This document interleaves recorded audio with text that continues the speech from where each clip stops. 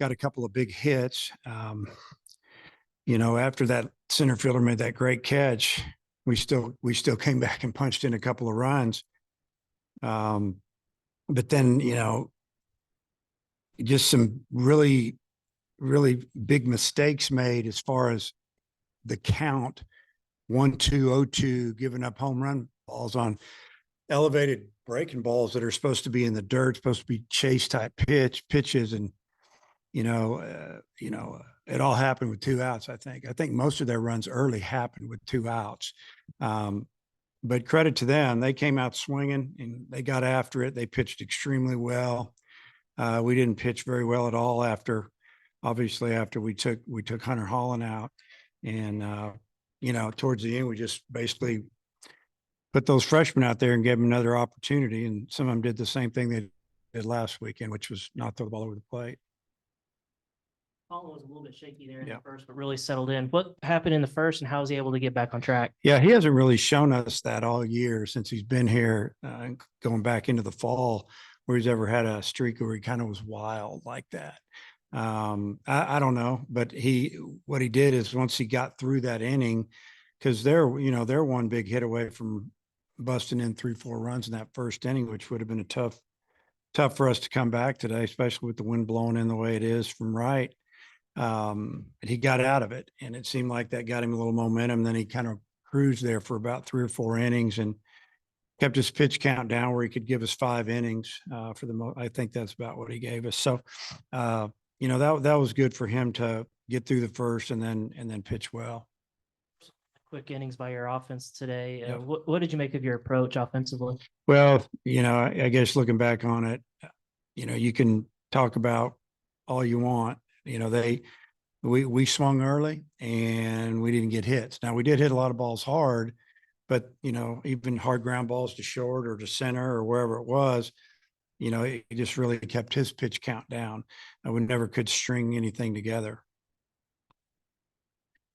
I guess with Adcock, what he had the hanging breaking balls, it seemed that were getting away from him. But what do you make of his outing and just the way that it seems like he's good for that first 2 or 3 outs and then things kind of fall apart from there? I don't know if that's something that you've seen before. You got to be able to finish people. That's the key. You got to be able to finish people. It doesn't matter if you can get to 2 strikes and 2 pitches or 3 pitches, you got to be able to put people away.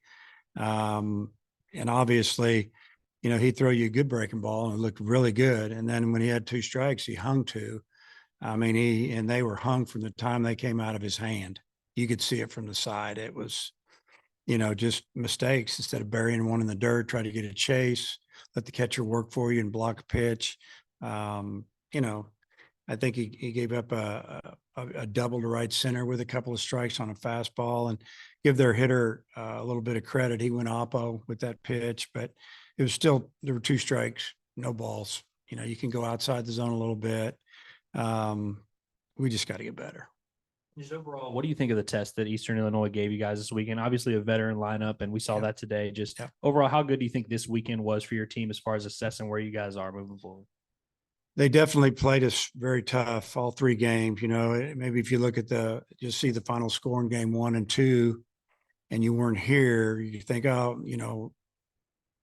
after them pretty good. But realistically, those games were tight till just about the 6th, 7th. I know the 8th yesterday when we blew it open. I thought they gave us a great test. We got to, feel a little bit of heat of them making a run at us, challenging us to win the game. And I just feel like that as a coaching staff, you learn a little bit about your players, how they can handle it. And that's probably the best thing that happened this weekend for me is I get to see some younger guys pitch. Some may be ready, some aren't. We got to see some older guys pitch that aren't pitching very good right now that have been on the team for a few years. That's got to change if, we got to have those guys step it up a little bit. And then, I still believe that our offense is going to be pretty good. We weren't very good today, but we have been pretty consistent. So, Illinois State coming in Wednesday, they'll be every bit as good as Eastern Illinois. Veteran team.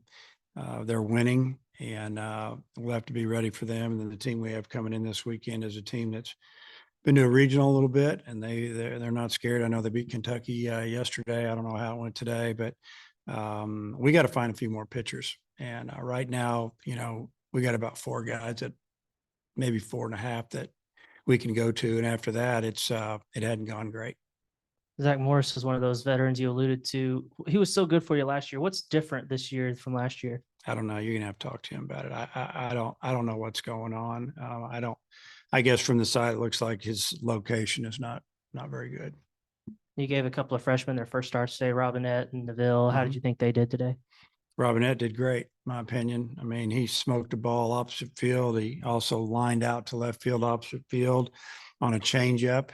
He made a good adjustment on that pitch, and he grounded out. And I think he might have grounded out twice, but I like the way he played. He played fearless. Just went up there, had a good approach at the plate, and I just think that he's earned some more time. Whether it's Wednesday or next weekend or whenever, I'll have confidence putting him in there.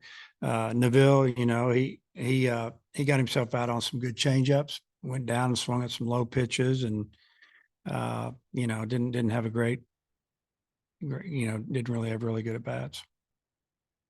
Polk started behind the plate today. I'm just curious how you assess the catcher position after this weekend. Yeah, I think so. Polk caught 2 out of the 3 of the games. We're still going to be using both guys, so, I mean, I don't really want to go into detail, but they're both going to catch a lot for us this year. Wood, it seems like he's been kind of up and down. Some days he's really good, some days it's not. Is that just a matter of him being a freshman, or what do you think? I don't know, but he's going to run out of opportunities if he can't throw the ball over the plate. We saw a guy throwing 94, 95 against us. We put him out against the other team. What was he today? 91, 92. The game was already we were in bad shape when he came in. It wasn't like the bases were loaded and it was tied. Just go out there and do your thing. And, he throws first pitch to the backstop. And so he's going to have to get over that, or he won't get to pitch much. You talked about needing some pitchers to step up. I know it's probably a little early to start really deciding how you're going to use these guys, but could you see yourself maybe leaning on these starters that have proven they can eat up innings for you, maybe leaning on them a little bit more as you get deeper into the season? Yeah.